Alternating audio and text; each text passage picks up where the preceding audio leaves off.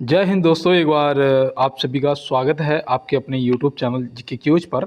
और आज की एक जो क्लास आप यहाँ पे देख रहे होंगे, कोई थंबनेल नहीं लगा हुआ है, तो मैं आपको बता दूं कि आज की ये क्लास आपकी एसएससी जीडी की है। ठीक है ना, एसएससी जीडी जो कि अभी वैकेंसी आई हुई है आपकी 2024-25 जो वैकेंसी आपकी रहेंगी उनके लिए क्लास है। और काफ़ी इम्पोर्टेंट क्लास है क्योंकि यहाँ पे जो भी हमारे क्वेश्चन है मैं आपको बता दूं कि इसमें आप टोटल 30 क्वेश्चन है, जिसमें से आपको 10 क्वेश्चन प्रीवियस पेपर से लिए हुए हैं, जिसमें मैं आपको डेट भी बताऊंगा कि किस डेट को क्वेश्चन पूछे गए, और मैं ये भी बताऊंगा कि कौन सी शिफ्ट में पूछे गए। ठीक है ना, जिसमें से 10 क्वेश्चन आपके ये हैं और बाद बाकी जो 20 क्वेश्चन हैं वो उनसे रिलेटिव हैं कि आगे पूछे जाने की संभावनाएं बन रही हैं। ठीक है ना, तो वो आपको वो 20 क्वेश्चन मिलेंगे और ये 30 के 30 क्वेश्चन, देखो ये इंट्रोडक्शन है आज, तो मैं आपको बता दूं ये 30 के 30 क्वेश्चन जो हैं इसकी आपको पीडीएफ भी मिलेगी, इसकी जो आपको पीडीएफ भी मिलेगी, और जिसका मैं आपको बता दूं कि किसी भी भाई बहन को कोई भी चार्ज नहीं देना है, पीडीएफ बिल्कुल फ्री रहेगी। उसके लिए आप मुझे कमेंट बॉक्स में एक बार बोल देंगे कमेंट बॉक्स में कि भैया मुझे पीडीएफ चाहिए। ठीक है ना, पीडीएफ चाहिए और मैं आपको बिल्कुल फ्री पीडीएफ, एक भी रुपया नहीं लेना है किसी दोस्त से, किसी भाई से, किसी बहन से। जब आपका सिलेक्शन हो जाए, आपको अगर लगे कि भैया ने आपको कुछ सिखाया है, तो उसके लिए आप मुझे बेशक एक पेन ही सही गिफ्ट कर देना। ठीक है ना, मुझे किसी से कोई पैसा नहीं चाहिए। आप लोग अपने सपनों को साकार करो, अगर आप सफल हो गए तो मैं समझूंगा कि मेरा जीवन सफल हो गया है। ठीक है ना दोस्त, तो मिलते हैं और चलते हैं अपने क्लास में। देखो यहाँ पे दिया है कि जब शौक के लिए समय ना मिले तो समझ लेना लाइफ का वेस्ट चैप्टर शुरू हो गया है। और ये 100% सत्य है। और देखो फर्स्ट क्लास है, और फर्स्ट क्लास का मैं आपको फर्स्ट क्वेश्चन भी दिखा देता हूँ। और ये मैं आपको बता दूँ कि ये आपका 27/2/2024 27/2/2024 को ये क्वेश्चन पूछा गया था। 2024 को ये शाम के जो 5 बजे से 6 बजे तक का जो शिफ्ट रही थी उसमें ये क्वेश्चन पूछा गया था, पहली चीज़। दूसरा मैं आपको बता दूं कि पहला क्वेश्चन है, इसका आंसर करने से पहले मैं कहूँगा कि हो सकता है माँ भगवती विराजमान हो मेरी बाड़ी पे, और जो भी मेरे भाई बहन मुझे सुन रहे हैं उन सभी को इस बार 100% एसएससी जीडी में सिलेक्शन मिलेगा। ये मैं अपनी सच्ची आत्मा से आपको दुआ दे रहा हूँ। और आप भी, फर्स्ट क्लास है आपका, लाइक और शेयर और सब्सक्राइब तय करेगा कि क्लास को किस लेवल तक लेके जाना है और कितने आगे तक हम लोगों को जाना है साथ में। और मैं आपको बता दूं, अगर आप कहेंगे तो मैं हिंदी की क्लास, जिसमें मैं आपसे ये वादा करता हूँ कि हिंदी का आपका एक भी क्वेश्चन नहीं छूटेगा पेपर के अंदर, एक भी क्वेश्चन नहीं छूटेगा हिंदी का पेपर के अंदर, ये मैं आपसे वादा करता हूँ। अगर आप कहेंगे तो मैं हिंदी की भी क्लास आपको प्रोवाइड करा दूंगा, और जो प्रीवियस क्वेश्चन पूछे गए वो भी मैं आपको सारे इसी तरीके से देता जाऊंगा। 30 क्वेश्चन कराऊंगा, जिसमें से 10 आपके प्रीवियस और 20 जो होंगे वो आपको मिलेंगे उससे संबंधित। तो चलते हैं अपने क्लास में, और पहला क्वेश्चन, और एक बार बोलेंगे जय माँ सरस्वती, हर हर महादेव, और बढ़ते हैं क्लास की तरफ। तो यहाँ पे पूछा जा रहा है कि भारतीय बैंकिंग के संदर्भ में सीआरआर का पूर्ण रूप क्या है। भारतीय बैंकिंग के संदर्भ में पद सीआरआर का पूर्ण रूप क्या है। तो सीआरआर का जो पूर्ण रूप है वो यहाँ पे आपको बताना है। तो आपका जो सही जवाब है वो हो जाएगा कैश रिजर्व रेशियो। तो कैश रिजर्व रेशियो आपका ऑप्शन ए जो दे रखा है वो सही जवाब है। और यहाँ पे पेन सिलेक्ट कर लेता हूँ मैं वाइट, क्योंकि ये ब्लैक बोर्ड है और वो उधर वाइट है, इसलिए अलग कलर चल जाते हैं। और यहाँ पे पूछा गया है, देखो आराम आराम करेंगे, सभी क्वेश्चनों को 30 मिनट में हो जाएंगे, मुझे बहुत अच्छे से पता है। ठीक है ना, बिल्कुल। और सभी को नोट कर लेना। देखो फर्स्ट क्लास है इसलिए मैं आज थोड़ा इतना रुक के बता रहा हूँ कि क्वेश्चनों को नोट कर लेना दोस्त, ये आपके बहुत काम आएंगे। कल मुझे एक बच्चे ने व्हाट्सएप किया था, एक भाई ने या बहन थी शायद, मुझे व्हाट्सएप किया था और मुझसे स्पेशली ये रिक्वेस्ट करा कि भैया आप अपना थोड़ा सा समय निकालिए और एसएससी जीडी के लिए आप ज़रूर क्लास लाइए, क्योंकि आपकी क्लास से प्रीवियस जो पेपर हुए थे वहाँ पे बहुत सारे क्वेश्चन आए हुए थे। तो मैंने कहा अगर आप मुझ पर इतना भरोसा करते हैं तो मैं आपको ज़रूर क्लास दूंगा। और यहाँ पे देखो दिया गया है कि एक ग्रंथि जिसमें अतःस्रावी और बहिःस्रावी दोनों कार्य करते हैं। एक ग्रंथि जिसमें अतःस्रावी और बहिःस्रावी दोनों कार्य करते हैं, तो वो कौन सी ग्रंथि है। तो यहाँ पे आप क्या बताएंगे, तो याद रखना वो हो जाएगी अग्नाशय, जो कि ऑप्शन बी में दिया गया है। तो ऑप्शन बी यहाँ से क्या हो जाएगा, हमारा बिल्कुल सही जवाब हो जाएगा। तो ये आप ध्यान में रखेंगे। चलते हैं अपने अगले प्रश्न पे। राज्यसभा के सदस्य का निर्वाचन कितनी अवधि के लिए होता है? राज्यसभा के जो सदस्य हैं उनका निर्वाचन जो है वो कितनी अवधि के लिए होता है? तो यहाँ पे आप क्या बताएंगे? तो याद रखना, यहाँ पे देखो 5 वर्ष, ज़्यादातर भाई मेरे 5 वर्ष लगाएंगे जो कि गलत हो जाएगा। यहाँ पे याद रखना आपका सही जवाब ऑप्शन सी 6 वर्ष हो जाएगा। तो ऑप्शन सी 6 वर्ष आप ध्यान में रखेंगे। तो चलते हैं अपने अगले प्रश्न की तरफ। इस्पात के गोले में पदार्थ की मात्रा उसका क्या होती है? इस्पात के गोले में पदार्थ की जो मात्रा है वो क्या होती है? आज की क्लास में मैंने आपको बता दिया कि देखो, मैं रोज़ ऐसे ही आपको बता दिया करूँगा कि 27/2/2024 की शिफ्ट 5 बजे से 6 बजे के बीच में जो पेपर हुआ था, मतलब कि लास्ट शिफ्ट में, उसका ये क्वेश्चन है, ये भी उसी का क्वेश्चन है। ठीक है ना, इसको आप याद कर लेना। तो आप सही बताएंगे द्रव्यमान, जो कि ऑप्शन बी हो जाएगा। और यहाँ पे चलते हैं दोस्त अपने अगले प्रश्न की तरफ। ये भी पूछा गया था, ये क्वेश्चन भी आपकी उसी शिफ्ट में पूछा गया था कि वर्ष में प्रधानमंत्री की अध्यक्षता में योजना आयोग की स्थापना की गई थी। किस वर्ष में प्रधानमंत्री की अध्यक्षता में योजना आयोग की स्थापना की गई थी? तो याद रखना वो वर्ष था 1950। ऑप्शन बी जो है 1950 आपका सही जवाब हो जाएगा। और ये क्वेश्चन आपका पूछा गया है। अगर कोई चाहे तो मैं PDF इसका मतलब कि जो पेपर था उसका भी स्क्रीनशॉट दे सकता हूँ और दिखा सकता हूँ। ठीक है ना दोस्त? तो यहाँ पे याद रखना 1950, ये आप नोट कर लेना। 1951 में प्रथम पंचवर्षीय योजना आई थी, क्योंकि ये पूछी गई थी। मैं आपको बताऊं इस पेपर में नहीं पूछी गई थी, लेकिन पूरे पेपर में प्रथम पंचवर्षीय योजना भी पूछी गई। और किससे संबंधित थी? तो याद रखना कृषि से संबंधित थी, कृषि से संबंधित थी। तो ये भी आप ध्यान रखेंगे। 1911 में क्या हुआ था? 1911 में जो दिल्ली है वो भारत की राजधानी बनी थी। दिल्ली जो है भारत की राजधानी बनी थी। तो ये भी आप ध्यान रखेंगे। इससे पहले कहाँ थी? कोलकाता में थी। अब यहाँ पे अगला क्वेश्चन है कि बर्नौली का सिद्धांत किसके संरक्षण का प्रकथन है? बर्नौली का सिद्धांत किसके संरक्षण का प्रकथन है? तो यहाँ पे किसके प्रकथन है ये संरक्षण का? बर्नौली का सिद्धांत। तो आप क्या बताएंगे यहाँ पे? तो सही जवाब आपका ऊर्जा हो जाएगा। क्या हो जाएगा? ऊर्जा, जो कि ऑप्शन सी में दिया गया। तो ऑप्शन सी यहाँ पे सही जवाब ऊर्जा कर देंगे। चलते हैं दोस्त अपने अगले प्रश्न की तरफ। साबुन को जल में घोलने पर पृष्ठ तनाव क्या होगा? बताओ, बढ़ जाता है या कम हो जाता है? तो आप यहाँ पे क्या बताएंगे? तो यहाँ पे याद रखना कि इसका जो पृष्ठ तनाव है वो घट जाता है। ऑप्शन बी, पृष्ठ तनाव क्या हो जाता है? देखो, वैसे देखना, पानी में हाथ डाल के घुमाना पानी को, तो वो थोड़ा सा टाइट लगता है। कभी वो साबुन घोला है कभी, निरमा वगैरह, तो घुमाओगे तो बहुत टाइट लगेगा। जब वो फेना झाग हो जाएगा तो बहुत आराम से घूमने लगता है, देखा होगा। तो पृष्ठीय तनाव क्या हो जाता है? कम हो जाता है। तो ये आप ध्यान रखेंगे। यहाँ पे देखो दिया गया है कि किसे ठुमरी की रानी माना जाता है? किसे ठुमरी की रानी माना जाता है?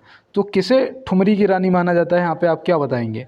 तो यहाँ पे जो आपका सही जवाब है वो हो जाएगा गिरजा देवी। ऑप्शन ए जो है गिरजा देवी आपका सही जवाब हो जाएगा। बछेंद्री पाल जी जो हैं ये एवरेस्ट पर चढ़ने वाली प्रथम भारतीय महिला थी, ये याद रखना, बछेंद्री पाल। और जो संतोष यादव हैं वो एवरेस्ट पर 2 बार चढ़ने वाली महिला बनी। तो ये भी आप ध्यान रखना। सरोजनी नायडू जी से याद रखना कि ये उत्तर प्रदेश की प्रथम महिला राज्यपाल बनी थी। ठीक है ना, उत्तर प्रदेश की प्रथम महिला राज्यपाल बनी थी। तो ये भी आप ध्यान में रखेंगे। तो चलते हैं अपने अगले प्रश्न की तरफ। ओजोन परत को सर्वाधिक नुकसान पहुंचाने वाला प्रदूषण है? तो ओजोन परत को सबसे ज़्यादा नुकसान कौन पहुंचाता है? तो हम सभी को पता है कि भैया CFC पहुंचाता है। ये क्वेश्चन भी आपका पूछा गया था। ठीक है ना, ये क्वेश्चन भी आपका पूछा गया था। लेकिन यहाँ पे मैं आपको बता दूं, प्रश्न का जो जवाब है वो क्लोरोफ्लोरोकार्बन हो जाएगा। क्लोरोफ्लोरोकार्बन याद रहेगा ना। CFC सबसे ज़्यादा ओजोन परत को नुकसान पहुंचाती है। अल्ट्रावायलेट किरणों से हमारी रक्षा करती है ओजोन परत, है ना। सूर्य से निकलने वाली जो किरणें, हानिकारक किरणें होती हैं, उनसे हमारी रक्षा करती है। और इसे क्लोरोफ्लोरो जो है वो हानि पहुंचाता है। तो ये आप ध्यान में रखेंगे। अब यहाँ पे दिया गया है निम्नलिखित में से कौन कृत्रिम पारिस्थितिक तंत्र है? तो ये प्रश्न मैं आपको बताऊं कि ये प्रश्न आपके लिए जानना काफ़ी इम्पोर्टेंट है। ठीक है ना, ये जानना काफ़ी इम्पोर्टेंट है। देखो, वन जो है ये भाई कृत्रिम नहीं, कृत्रिम क्या होता है? कृत्रिम मतलब मानव द्वारा बनाया हुआ। कृत्रिम जो है जिसे आप मानव द्वारा बनाया हुआ, और प्राकृतिक जो है भगवान द्वारा बनाया हुआ, है ना। तो यहाँ पे कृत्रिम क्या है भाई? वन जो है ये भगवान द्वारा बनाया हुआ है।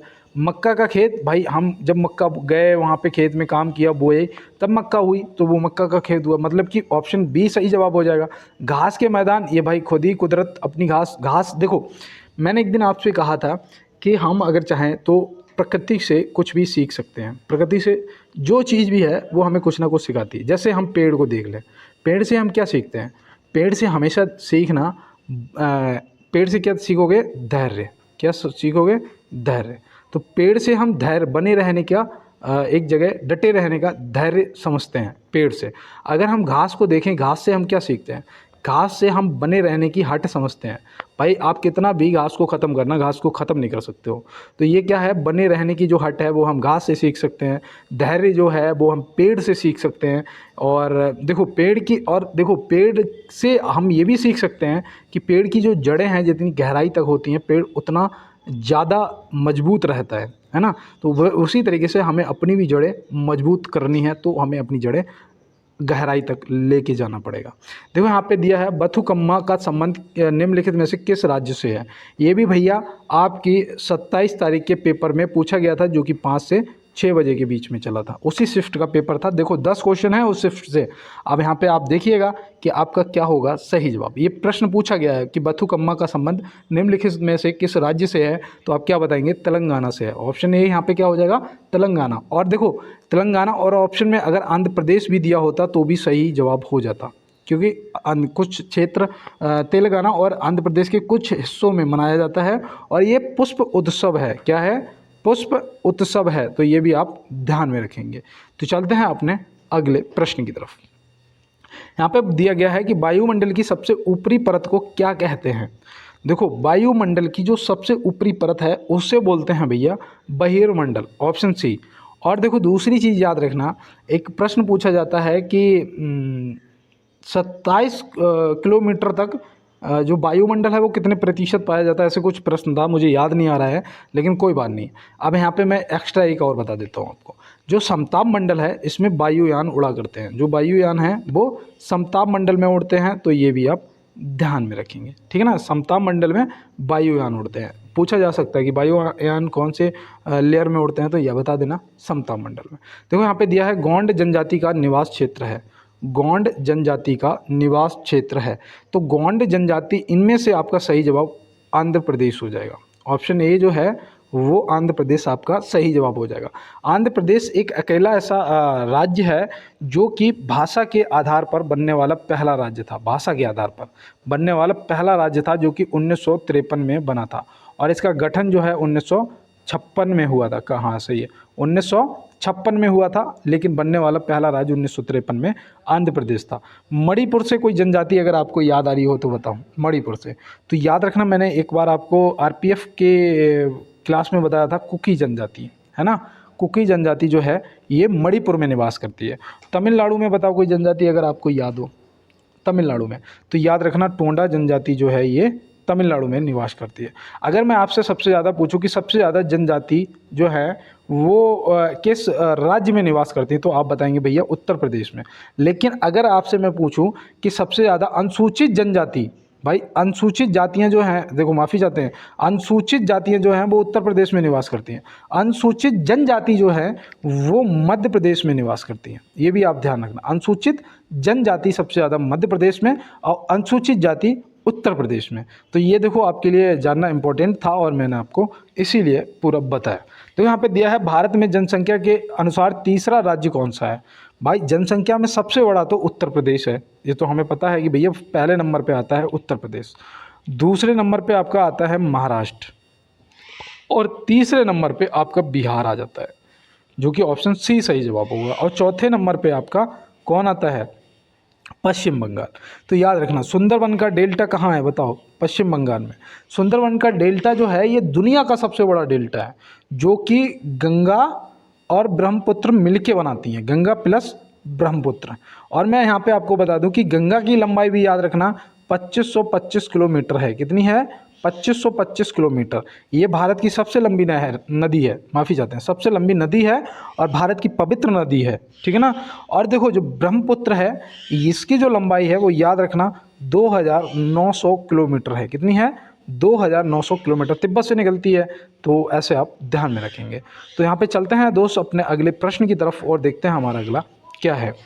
देखो यहाँ पे एक क्वेश्चन आज अब मुझे लगता था कि आपके लिए SW भी होना चाहिए, पहली क्लास है ना। यहाँ पे है भारत का सर्वाधिक नगरीकरण वाला राज्य है। भारत का सर्वाधिक नगरीकरण वाला राज्य कौन सा है, ये आप कमेंट बॉक्स में बताएंगे। और चलते हैं दोस्तों अपने अगले प्रश्न की तरफ। भारत में सबसे ज़्यादा ताप विद्युत उत्पन्न करने वाला राज्य है। भारत में सबसे ज़्यादा ताप विद्युत उत्पन्न करने वाला राज्य कौन सा है। तो यहाँ पे आप क्या बताएंगे, तो याद रखना पहले नंबर पे आपका महाराष्ट्र आता है और दूसरे नंबर पे आपका उत्तर प्रदेश आता है। तो ये भी आप ध्यान में रखेंगे। कोई भी अगर समस्या आए तो आप कमेंट बॉक्स में अपने भाई को जरूर बताएंगे। द फिलॉसफी ऑफ द बम पुस्तक निम्नलिखित में से किसने लिखी। ये इंपॉर्टेंट है क्योंकि देखो ये आपके 27/2/2024 के पेपर में 5 से 6 बजे के बीच में जो शिफ्ट चली थी पूछा गया था, है ना। मैंने जैसा कि आपको बताया था कि आपको 10 क्वेश्चन मैं करवाऊंगा। अब यहाँ पे रोज़ कराऊंगा मैं 10 क्वेश्चन प्रीवियस और 20 क्वेश्चन उनसे संबंधित। आप मेरे साथ रोज़ जुड़ेंगे, ये मुझे भरोसा है। और देखो 17वां क्वेश्चन है, मैं हर क्लास में 17वें क्वेश्चन पे रुकता हूँ। ऐसा पता नहीं मुझे क्यों लगता है कि मैं जब कहता हूँ कि हो सकता माँ सरस्वती विराजमान हो, आपका सिलेक्शन हो जाएगा, तो मुझे उस टाइम ये महसूस होता है कि 100% मैं आपसे सत्य कह रहा हूँ। और आप भी एक बार अपने भाई को यार लाइक वाला बटन दबाएंगे। मेरे साथ आज पहली बार जो भी दोस्त जुड़े हैं, लाइक वाला बटन दबा के अपना प्यार मोहब्बत और अपना सपोर्ट इस भाई के लिए ज़रूर जाहिर करेंगे। और साथ में यार सब्सक्राइब कर लेना, बेल आइकन को दबा लेना, और हो सके तो यार क्लास को शेयर कर देना दोस्तों के साथ में। अब चलते हैं अपने प्रश्न पे। द फिलॉसफी ऑफ द बम पुस्तक निम्नलिखित में से किसने लिखी। ये आपका प्रीवियस क्वेश्चन है जो अभी पेपर हुआ था। और यहाँ पे याद रखना कि भगवती चरण बहुरा ऑप्शन बी जो है वो आपका सही जवाब हो जाएगा। चाणक्य जी से याद रखना अर्थशास्त्र जो कि राजनीति से संबंधित थी, ये किसने, चाणक्य। चाणक्य के अन्य नाम एक विष्णुगुप्त और दूसरा कौटिल्य, ये भी आप ध्यान रखना। चाणक्य जी जो थे ये चंद्रगुप्त मौर्य के दरबार में थे, ये भी आप याद रखना। उनके ये प्रधानमंत्री थे, ये भी आप याद रखना। उनके गुरु भी थे, उन्हें इन्होंने गुलाम से क्या बनाया, सम्राट बनाया। एक गुरु ही है जो गुलाम से सम्राट बनाने की क्षमता रखता है, इस चीज़ को याद रखना। और जो भी स्टूडेंट, मैं आपको बताऊं, मैं अपने गुरु के प्रति बहुत ईमानदार था। अगर मेरा गुरु कह देता कि रुकना नहीं है शिवम, चाहे 10 घंटे हो जाए या 12 घंटे हो जाए, अपने गोल से पहले नहीं रुकेगा, तो शिवम नहीं रुकता था। और इसीलिए कहते हैं जो अपने गुरु के प्रति ईमानदार रहता है दोस्त, उसे सफलता जरूर मिलती है। तो यहाँ दिया है कि आपको डुबोने के लिए दुनिया में ऐसे भी लोग बैठे होंगे जिनको तैरना खुद आपने ही सिखाया होगा। बिल्कुल सही बात है। इसलिए कभी भी आप अपनी कमजोरी दूसरों के साथ में साझा ना करें, नहीं तो लोग उसका फ़ायदा उठाएंगे। मैं आपको सही बता रहा हूँ। और यहाँ पे दिया गया है कि समुद्री पहाड़ियों की नितल से न्यूनतम ऊंचाई कितनी होती है। समुद्री पहाड़ियों की नितल से न्यूनतम ऊंचाई कितनी होती है। तो यहाँ पे ये प्रश्न आपके लिए इम्पोर्टेंट है। आप क्या बताएंगे, तो याद रखना 1000 मीटर। ऑप्शन ए जो है सही जवाब आपका हो जाएगा। और चलते हैं इसी के साथ अपने अगले प्रश्न की तरफ। और रोज़ की तरह मैं कहूँगा कि न थके हैं पैर मेरे और ना ही हिम्मत हारी है, मैंने देखे हैं कई दौर और आज भी सफ़र जारी है। तो दोस्त बिल्कुल सफ़र जारी रहेगा और तब तक नहीं रुकना है जब तक सफलता ना मिल जाए। मैंने मेरा वो देखा होगा, बैनर लगा रखा है मैंने चैनल के पीछे कि जान लगा दो या फिर जाने दो। तो बिल्कुल सही बात है, या तो जान लगा दो या फिर जाने दो, ठीक है ना। बीच में हो जाएगा या देख लेंगे या हो सकता है या इस बार कोशिश करेंगे या पेपर दे के देखेंगे, उससे सिलेक्शन नहीं होता। जो सिलेक्शन लेने जाएगा वो कुछ नहीं कहेगा, वो सिर्फ घर पे रातों दिन मेहनत करेगा और पेपर में जाके एक बेहतर स्कोर बनाएगा और ले जाएगा नौकरी। देखो यहाँ पे दिया गया है अफ्रीका महाद्वीप का सर्वोच्च पर्वत शिखर है। अफ्रीका महाद्वीप का सर्वोच्च पर्वत शिखर है, कौन सा है बताओ भाई। तो यहाँ पे याद रखना किलिमंजारो है, ऑप्शन सी किलिमंजारो। ये माउंट एल्ब्रुस जो है, माउंट एल्ब्रुस, ये बताओ ये कहाँ पर है। तो ये याद रखना जो माउंट एल्ब्रुस है ये यूरोप का सबसे सर्वोच्च पर्वत शिखर है, यूरोप का। तो यूरोप भी आप याद रखेंगे, ठीक है ना। यूरोप का सबसे उच्च पर्वत शिखर। और देखो एशिया का अगर पूछेंगे या फिर दुनिया का, तो वो तो माउंट एवरेस्ट है ही। 8848 इसकी मीटर ऊंचाई है। और मैंने आपको कई बार बताया कि इस ऊंचाई के लिए मेरे भाई ने मुझे बहुत मारा था यार। 2-2 घंटे मुर्गा बनाता था रात को और मैं भूल जाता था यार सुबह तक। ऐसी बुद्धि थी, होता है यार, हम तो मुझे पता है बहुत से दोस्त ऐसे होंगे कि रात भर पढ़ते होंगे, सुबह भूल जाते होंगे। मेरा भी यही था। मैं इस ऊंचाई के लिए, मैं सही बताऊँ, इतनी बार मुर्गा बना हूँ, इतनी इसकी ऊंचाई है ना। और ये कहाँ पर है? जो माउंट एवरेस्ट है ये नेपाल में है, ठीक है ना, सागर मत्था के नाम से वहाँ जाना जाता है। और देखो यहाँ पे दिया है, राजा राम मोहन राय जी ने किसकी सहायता से सती प्रथा को समाप्त कर दिया था? राजा राम मोहन राय जी ने किसकी सहायता से सती प्रथा को समाप्त कर दिया था? तो आप क्या बताएंगे? तो याद रखना, विलियम बेंटिंग, ऑप्शन सी जो है सही जवाब हो जाएगा। और इसे पता है इसे कब किया गया था? तो वो भी याद रखना, 1829 में किया गया था। और मैंने एक दिन आपको बताया भी था, देखो मुझे कैसे याद, आज भी वही डिक्टो शब्द बोलूँगा कि इन्होंने, इनके जो बड़े भैया थे, वो ख़त्म हो गए थे, एक्सपायर हो गए थे, ठीक है। जब वो एक्सपायर हो गए तो उनके साथ में इनकी जो भाभी जी थी वो सती प्रथा चल रही थी भाई। तो सती प्रथा का मतलब होता है कि जब पति को चिता पे बिठाया जाएगा तो औरत भी उसके, मतलब बिठाया नहीं, लिटाया जाएगा जब, तो उनके साथ में उनकी पत्नी भी, धर्म पत्नी भी चिता में बैठ के ख़त्म हो जाएगी, ठीक है ना। तो ये प्रथा थी। इन्होंने देखा जब अपना कोई होता है तो यार दुख तो होता ही है। जब इन्हें वो दुख हुआ, इन्होंने देखा कि ये प्रथा वाकई में बहुत गलत है, तो इन्होंने इसका विरोध किया और इसे 1829 में जड़ से उखाड़ के फेंक दिया। ऐसे आप याद रखेंगे, ठीक है ना। और देखो 1830 भी याद रखना, 1830 में ठगी प्रथा का बिल्कुल अंत कर दिया गया था। तो ये भी आप ध्यान में रखेंगे। चलते हैं फिर अपने अगले प्रश्न पर। यहाँ पे दिया गया है कि 1857 की क्रांति का नेतृत्व इलाहाबाद से किसने किया था? देखो भैया, 1857 की क्रांति से क्वेश्चन पढ़ लेना, मैं आगे आपको बताऊंगा कि कौन सी शिफ्ट में कब पूछे गए थे, लेकिन आज की क्लास में ऐसा कुछ नहीं है। तो यहाँ पे याद रखना, लियाकत अली जी इलाहाबाद से नेतृत्व किया था। रानी लक्ष्मीबाई ने कहाँ से? झांसी से नेतृत्व किया था। और बेगम हजरत महल ने लखनऊ से नेतृत्व किया था। और दिल्ली से किसने किया था? तो दिल्ली से बहादुर शाह जफ़र द्वितीय ने किया था, ठीक है ना, बहादुर शाह जफ़र द्वितीय ने किया था। और इन्हें पकड़ के बहादुर शाह जफ़र को रंगून स्थानांतरित कर दिया गया था। रंगून कहाँ पड़ता है? बर्मा में पड़ता है, जो कि म्यांमार, ठीक है ना, जिसका नाम अब म्यांमार है। तो ये भी आप याद रखना। और ये 1857 की क्रांति का सबसे पहले किसे फांसी दी गई थी? तो वो मंगल पांडे जी को दी गई थी, ठीक है ना, मंगल पांडे जी को दी गई थी। और मैं आपको बता दूं कि ये एक सिपाही थे जो कि अंग्रेज़ों की 34वीं इन्फेंट्री बटालियन में थे, ठीक है ना, 34वीं इन्फेंट्री बटालियन में थे। और इन्हें फिर क्या किया गया? फांसी दे दी गई। और पता है ये एक सिपाही विद्रोह था। क्या था? एक सिपाही विद्रोह था। और सिपाही विद्रोह क्या था कि चर्बी युक्त कारतूस वहाँ पे मिले थे यूज करने के लिए, जो कि पता प्रश्न कैसे पूछा जाता है कि सिपाही विद्रोह का तत्कालीन कारण क्या था? तो उसमें आएगा चर्बी युक्त कारतूसों का प्रयोग करना, जो कि भाई गाय और सूअर की चर्बी से बने थे कारतूस। अब उसमें हिंदू मुसलमान सब थे भाई जो सिपाही थे। अब उन्होंने उन्हें अपने मुंह से खोलना पड़ता था यार, मुंह से खोलने से मना कर दिया। कोई भी हो तो मना कर देगा, है ना। तो उन्होंने मना कर दिया तो उन्होंने, भाई अंग्रेज़ तो वैसे तानाशाही में रहते थे, उन्होंने जब अपनी तानाशाही दिखाई तो यहाँ तो ठहरे देसी भाई।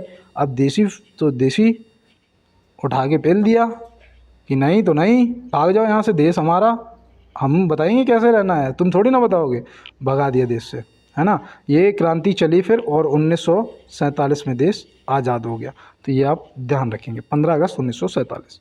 और देखो यहाँ पे दिया गया है, तुगलक वंश का संस्थापक कौन था? तुगलक वंश का संस्थापक कौन था? तो आप क्या बताएंगे? गयासुद्दीन तुगलक। चंद्रगुप्त मौर्य तो मैंने अभी आपको बताए थे ना कि मौर्य वंश के संस्थापक थे। और श्रीगुप्त जो है ये गुप्त वंश के संस्थापक थे, है ना। तो गयासुद्दीन तुगलक यहाँ पे आपका सही जवाब हो जाएगा। चलते हैं अगले प्रश्न पे। 2011 की जनगणना अनुसार ... की आबादी के साथ हिंदू 79.80% हैं। तो कितने की आबादी से के साथ, यहाँ पे खाली स्थान पे बताना है 50 करोड़, 70 करोड़ या 90 करोड़। तो 2011 की जनगणना के अनुसार 90 करोड़ से अधिक की आबादी के साथ हिंदू जो हैं वो 79.80% हैं। और मैं आपको बता दूं, ये क्वेश्चन मैं कोई अपने पास से नहीं पूछ रहा हूँ, ये क्वेश्चन आपके 27 तारीख के पेपर में पूछा गया है। ये आपका 27 तारीख के पेपर में पूछा गया था उसी शिफ्ट में। तो ये आप ध्यान में रखेंगे। देखो 2011 की जनगणना से एक क्वेश्चन जरूर आना है, इस चीज़ को हमेशा दिमाग में डाल के ही पेपर देने जाना है। और यहाँ पे देखो दिया गया है, भारत का पहला वन विश्वविद्यालय कहाँ बनाया गया है या जाएगा? तो जाएगा तो नहीं, क्योंकि अब शायद बन चुका है, ये तो स्थापना हो चुकी है। तो आप वन विश्वविद्यालय कहाँ बनाया जाएगा? तो आप याद रखना, ये जो आपका सही जवाब है वो हो जाएगा तेलंगाना, जो कि ऑप्शन सी में दिया गया है भैया लोग। तो ऑप्शन सी यहाँ से आपका सही जवाब हो जाएगा। और चलते हैं दोस्त अपने अगले प्रश्न की तरफ। और अगर कोई मेरा ऐसा भाई बहन है जो इस बार रह गया है तो बिल्कुल भी चिंता मत करना, क्योंकि सफलता का मूल मंत्र ही हार है। आप तभी जीतोगे जब आप हारोगे, और जब तक आप हारोगे नहीं तब तक जीतोगे नहीं। क्योंकि निकम्मे लोग होते हैं वो घर पे बैठे रहते हैं, वो कुछ नहीं करते हैं। और जो मेहनती होते हैं वो हारते हैं हारते हैं हारते हैं। जीतना तो दोस्त एक ही बार है ना, जीतना तो मेरे भाई एक ही बार है, लेकिन हार कितनी बार भी जाए क्या फ़र्क पड़ता है ना। सफल होने से पहले रुकना नहीं है। और यहाँ पे दिया है कि भारत का पहला घास संरक्षण केंद्र कहाँ है। भारत का पहला घास संरक्षण केंद्र कहाँ है? तो भैया ये रानीखेत में है। रानीखेत मतलब उत्तराखंड, ठीक है ना, रानीखेत मतलब उत्तराखंड। रानीखेत में जा चुका हूँ टीए की भर्ती देखने, टीए की भर्ती देखने गया था रानीखेत। रानीखेत वाकई में बहुत अच्छी जगह है और यहाँ घूमने लायक है और यहाँ जाना चाहिए। और चलते हैं, देखो देहरादून में, याद रखना देहरादून में वन अनुसंधान संस्थान है, और लखनऊ में आपका वो है वनस्पतिक अनुसंधान संस्थान है ना, तो ये भी आप अनुसंधान संस्थान भी ध्यान में रखना है। प्रशिक्षण अभ्यास AFINDEX का आयोजन कहाँ हुआ है? तो भैया ये प्रशिक्षण अभ्यास है, कौन देशों के बीच में होता है? ये आर्मी एक्सरसाइज है, ये आर्मी एक्सरसाइज है। और मैं बता दूं ये ना, ये पुणे में हुई है, ऑप्शन बी। और ये भारत और किसके साथ में? अफ्रीका के बीच में। देखो यहाँ पे नाम से भी पता चल जाएगा, A और F मतलब कि अफ्रीका, IND मतलब इंडिया, EX मतलब एक्सरसाइज, है ना, अफ्रीका इंडिया एक्सरसाइज। तो याद रखना ये कहाँ पर हुई? पुणे में हुई है। तो ये भी आप ध्यान में रखेंगे। और चलते हैं दोस्तों अपने अगले प्रश्न की तरफ। छत्रवेय संतोष ट्रॉफी 2023 का विजेता राज्य कौन है? छत्रवेय संतोष ट्रॉफी 2023 का विजेता राज्य जो है वो कौन है? तो आप यहाँ पे क्या बताएंगे? तो याद रखना जो विजेता है वो है कर्नाटक, और जो उप विजेता है वो कौन है? तो वो हो जाएगा आपका मेघालय। भैया कौन है? मेघालय है। और इसका जो आयोजन है वो कहाँ हुआ बताओ? इसका आयोजन कहाँ हुआ? तो आप क्या बताएंगे? तो याद रखना इसका आयोजन सऊदी में हुआ था। कहाँ? सऊदी अरब में, मतलब सऊदी में हुआ था। तो ये भी आप ध्यान में रखेंगे। तो चलते हैं फिर इसके साथ अपने अगले प्रश्न की तरफ। देखो यहाँ पे पूछा गया है कि भारतीय फुटबॉल टीम ने किस देश को हराकर इंटरकॉन्टिनेंटल कप 2023 जीता है? इंटरकॉन्टिनेंटल कप 2023 जीता है। तो भारतीय फुटबॉल टीम ने किस देश को हराकर इंटरकॉन्टिनेंटल कप 2023 जीता है? तो यहाँ पे जो आपका सही जवाब है वो क्या होगा? देखो ये भी आपका 27 तारीख के पेपर में उसी शिफ्ट में पूछा हुआ क्वेश्चन है भाई, ठीक है ना। मैं अपने पास से नहीं बता रहा हूँ, ये वहीं से पूछा हुआ क्वेश्चन है। याद रखना लेबनान ऑप्शन ए जो है वो आपका सही जवाब हो जाएगा। और चलते हैं दोस्त अपने अगले प्रश्न की तरफ। पराक्रम दिवस कब मनाया जाता है? पराक्रम दिवस कब मनाया जाता है? तो आप क्या बताओगे?